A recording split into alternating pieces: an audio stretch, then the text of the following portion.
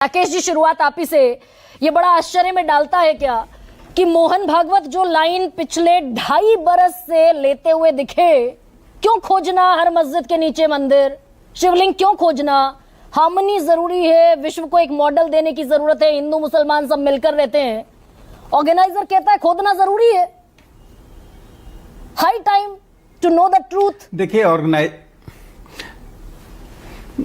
Organiser ने जो लिखा और मोहन भागवत जी ने जो कहा उसमें विरोधाभास तो कहीं दिखाई नहीं पड़ता है, और कोई विरोधाभास देखना चाहे तो मैं उसको रोक नहीं सकता हूं। 2 महत्वपूर्ण बात आरएसएस के बारे में है जो मोहन भागवत जी ने कहा। मोहन भागवत जी अपनी बातों पर शुरू से एक पक्ष को जोर दे रहे हैं। वो जोर यह है कि भारत की सांस्कृतिक सभ्यताई पहचान प्राप्त करना है तो सौहार्द के साथ चलना होगा।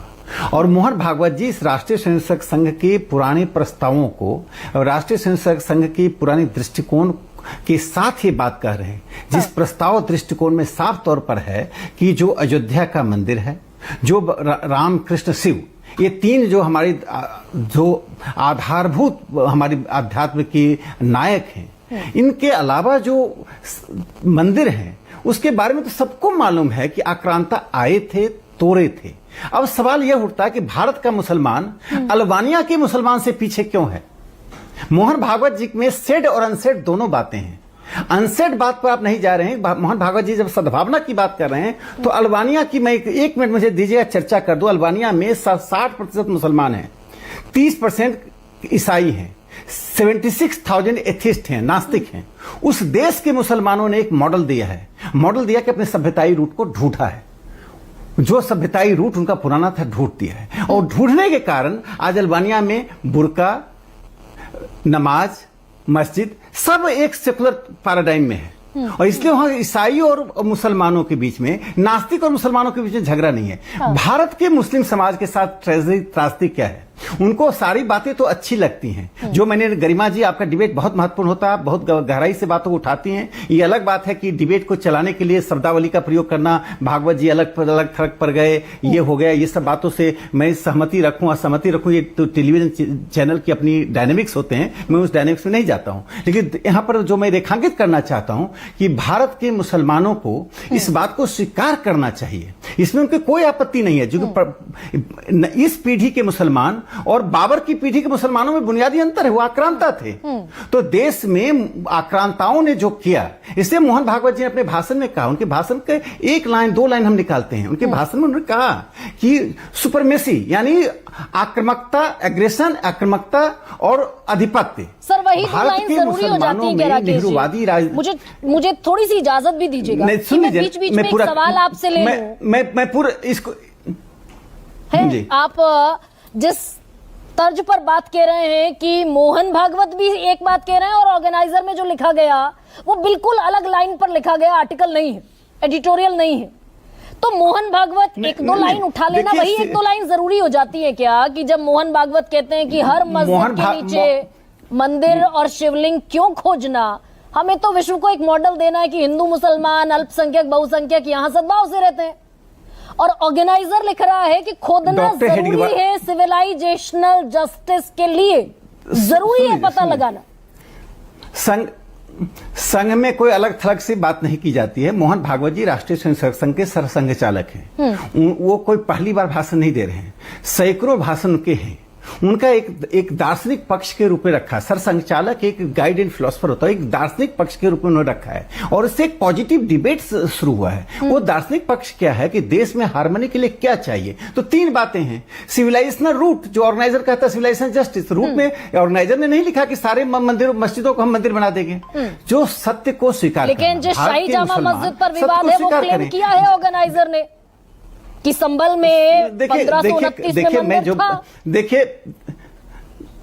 देखिए अब आप सुन लीजिए, तो मंदिर तो मैंने कहा कि मैंने पहले भी आपके डिबेट में कहा कि पीएन ओक जी ने 3000 की लिस्ट दी, विश्व हिंदू परिषद ने हजारों की लिस्ट दी। तो ये तो बात सत्य है कि मस्जिदों को मंदिर के ऊपर बनाया गया है, लेकिन अब सत्य है कि क्या सभी मस्जिदों को मंदिर बना दिया जाएगा, ये तो प्रश्न ही उठता है।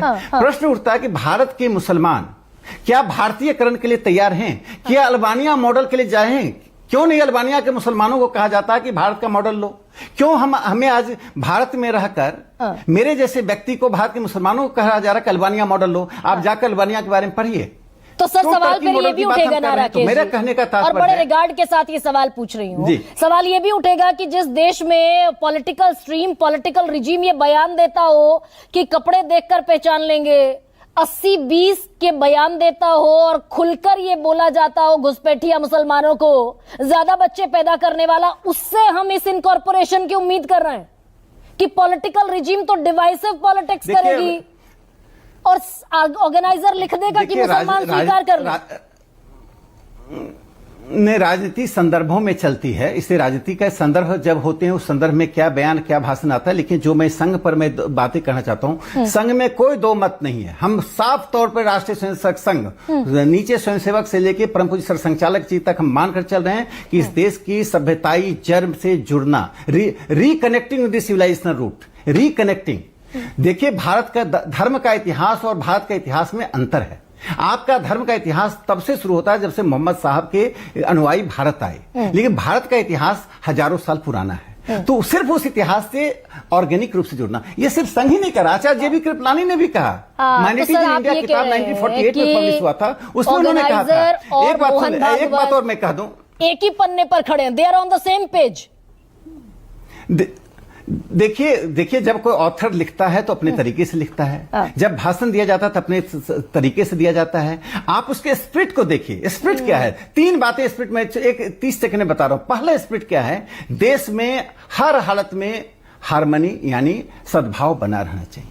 दूसरा हालत है कि सेकुलरिज्म रीडिफाइन होना चाहिए। सेकुलरिज्म रीडिफाइन कैसे हो? जो छद्म धर्मनिरपेक्ष ताकतें हैं, जो मुस्लिम वर्ग के तुष्टिकरण के आधार पर उनको यूनिफॉर्म सिविल कोड हो तो नहीं होगा, पर्सनल लॉ की बात हो तो नहीं होगा, वक्फ बोर्ड की बात हो तो नहीं होगा। बांग्लादेश में हिंदुओं की हत्या हो रही है और भारत के मुसलमान चुप बैठे हैं। यानी कि आप भी वही जिम्मेदारी एक तबके पर डालते हुए नजर आ रहे हैं। रतन शारदा, ये मैं पूरी तीसरी बात कह दूं, 10 सेकंड में तीसरी बात कह दूं। Secularism redefine.